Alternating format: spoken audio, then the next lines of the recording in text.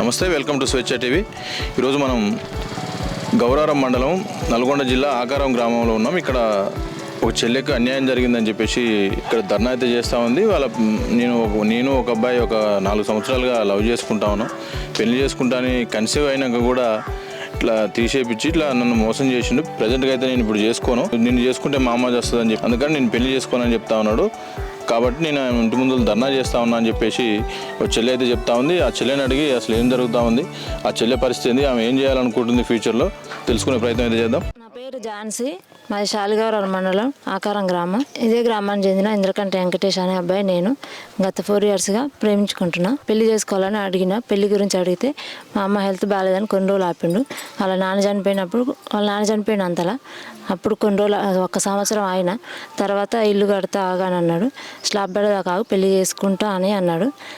అది డబ్బులు కావాలి, స్లాబ్ ఇల్లు కడతానికి డబ్బులు కావాలని నా దగ్గర 50,000 తులం బంగారం కూడా తీసుకున్నారు. ఇల్లు కడతాను తీసుకుండా ఏ పర్పస్లో తీసుకోవాలి? ఇల్లు కోసమే. ఇల్లు కడతా, ఇల్లు కట్టినాక పెళ్లి చేసుకుంటా అని తీసుకున్నాడు అన్నమాట. రిలేషన్లో ఉండు. తులం బంగారం తీసుకెళ్ళిండు.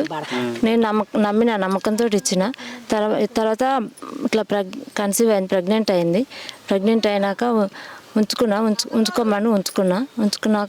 ఒకరోజు బాగా నాకు పెయిన్ వస్తే హాస్పిటల్లో పోయినాం. హాస్పిటల్లో పోతే మేడం స్కానింగ్ రాసింది. స్కానింగ్లో ట్యూబ్లో ఉందని వచ్చినాక అయితే ఆయన తీసేయాలి అని చెప్పింది మేడం హాస్పిటల్లో. అయితే ఈయన వచ్చి భర్తగానే మాకు ఎంగేజ్మెంట్ అయింది. నేను ఆ భర్తనని సైన్ చేసి నాకు ఆపరేషన్ చేయించి కాలేదని చెప్పిండు. అబద్ధం చెప్పిండు, ఎంగేజ్మెంట్ అయిందని అబద్ధం చెప్పి ఆపరేషన్ సర్జరీ చేయించి డబ్బులు కూడా ఆయనే కట్టిన. హాస్పిటల్లో డబ్బులు కట్టి ఇంటికి వచ్చి ఇప్పుడు పరిస్థితి ఏంది?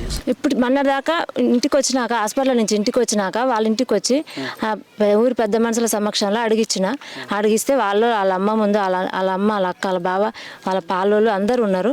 వాళ్ళ ముందు కులం పెద్ద మనుషులు ఉన్నారు. వాళ్ళ ముందు ఒప్పుకుండు చేసుకుంటాను ఒప్పుకుండు. ఇట్లా హాస్పిటల్లో పోయినా నేనే తీయించిన, నాకు ఇష్టమే, నేను చేసుకుంటాను ఒప్పుకుండు. ఎంగేజ్మెంట్ పెట్టినాం, మేము టవాల్ కప్పినాం, 10,000 చేతిలో పెట్టినాం.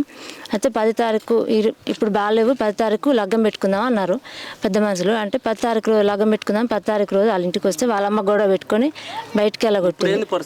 ఇప్పుడు చేసుకొని అంటుండు, వాళ్ళ అమ్మ ఒత్తిడితోటి చేసుకొని అంటుండు. వాళ్ళ అమ్మ నన్ను చేసుకుంటే వాళ్ళ అమ్మ వస్తాను బెదిరిస్తుంది. వాళ్ళ అమ్మ, వాళ్ళ అక్క, వాళ్ళ మేనమామ గిరి, చింతగిరి,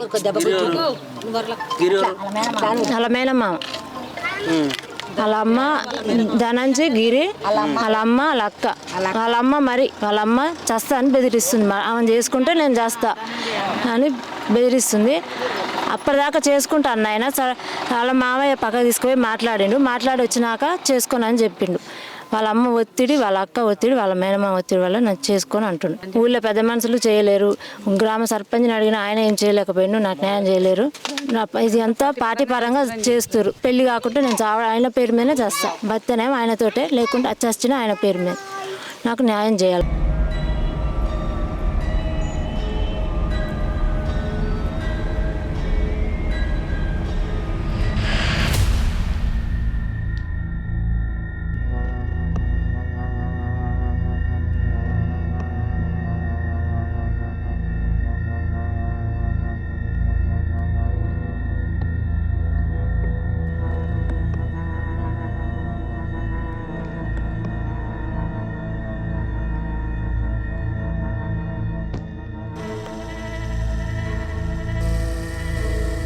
ఇక్కడ పరిస్థితి, అబ్బాయి పెళ్లి చేసుకోకుంటే మాత్రం ఎక్కడి వరకైనా పోతా, నేను ఏది చేయడానికైనా సిద్ధమే అనే ఆలోచనలో ఉన్నది. ఇప్పుడు పోలీస్ స్టేషన్కి వెళ్ళే ప్రయత్నంలో అయితే ఉన్నారు వాళ్ళు.